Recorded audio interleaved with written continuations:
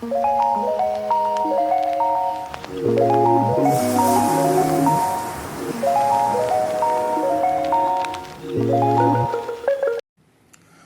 up, everybody?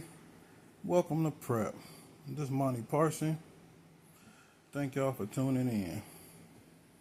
Once again, there's no new recruits this week, so we just go talk about it. You know what I'm saying?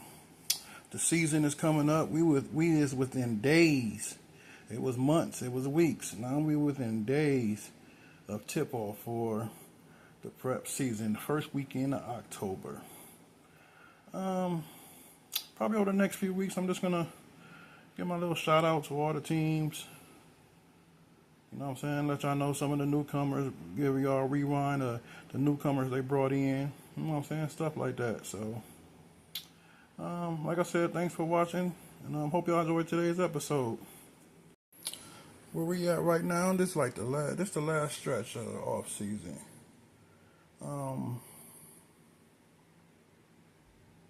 It's a very important time period though.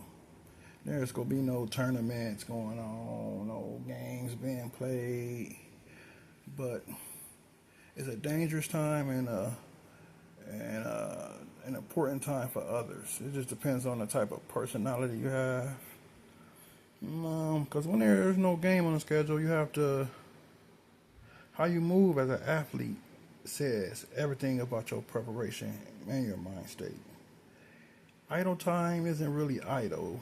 It's opportunity. The way you handle those stretches determine how sharp you'll be when the lights come back on. First, your body has to stay tuned. Conditioning doesn't stop because there's no games. You don't have to go game speed every day, but you have to keep your lungs and legs alive. That might mean extra lifts, control runs, pool work, or skill sessions that are more about rhythm than intensity. The key is balance. Pushing through to stay ready without burning yourself out before the next wave of competition begins. But everybody kind of know you got to stay in that gym. We talk about that often. Second, the mental game sharpens in the quiet periods. Idle weeks are when you study the film, look at them old seasons, look at the teams that be talking smack to you, and look at their old film and see why they be talking smack. You know what I'm saying? Understand it. That don't mean they not. Sometimes people, you gotta do your homework, self-scouting. Don't rely on your coach. Don't rely on the media.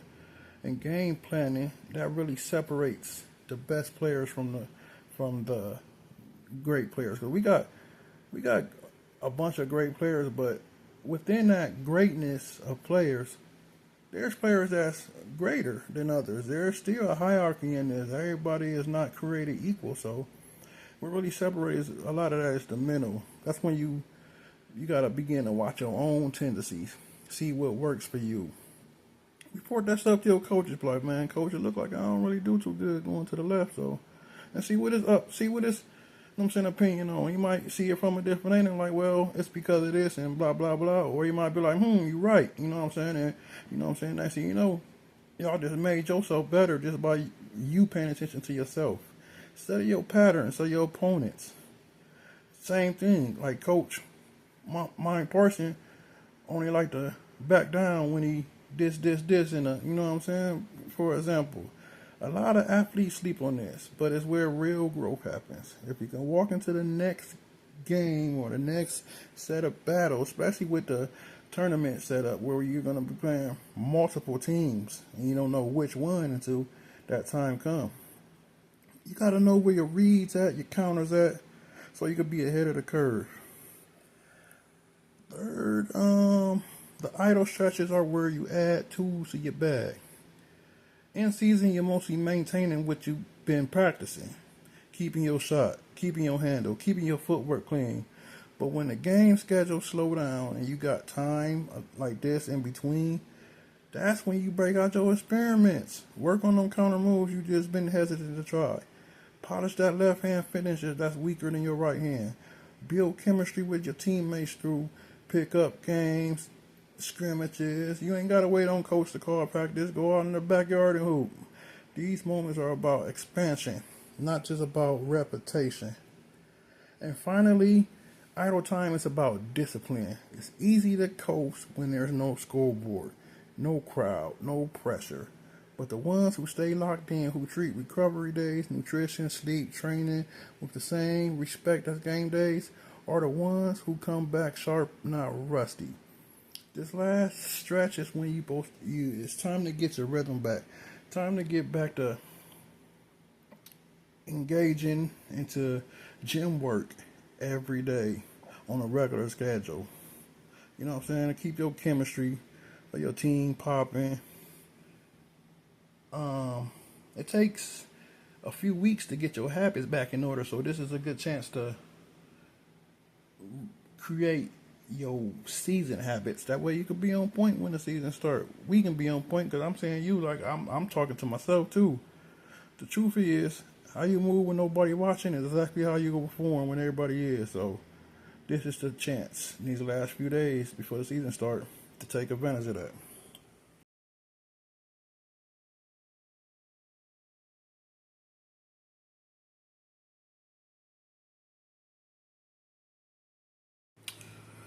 All right, let's talk about some of these teams.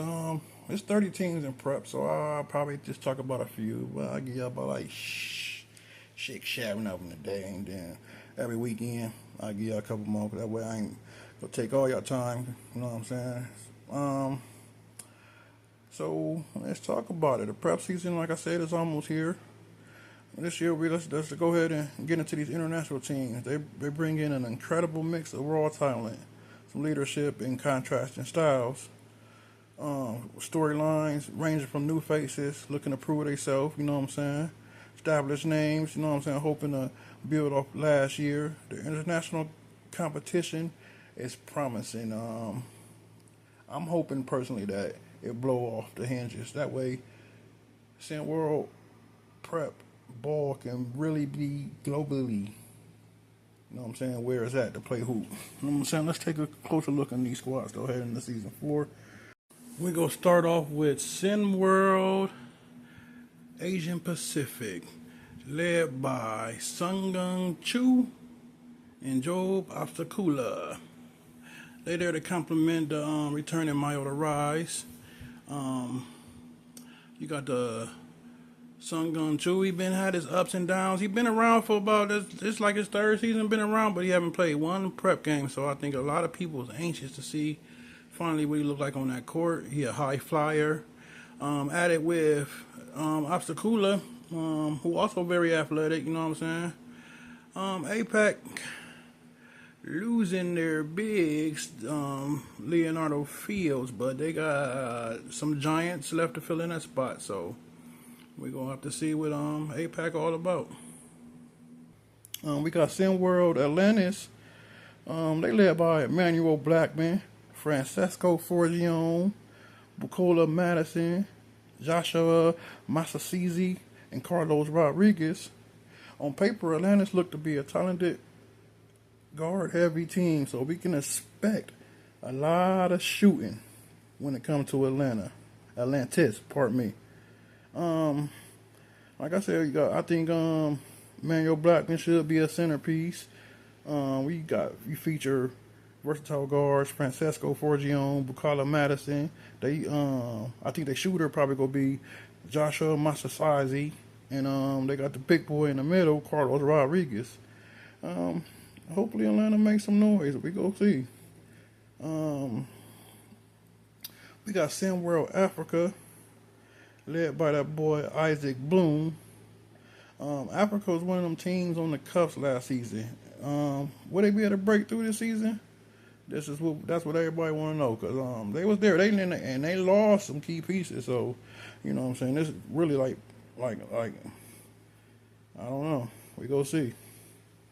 SimWorld Europe, they're led by Leroy Brown, Jeremiah Casillas, Alberto Leroy Cato, Mescala de Bone, Gioli Felice, and Jamal Lawson. That was kind of like French class. My bad.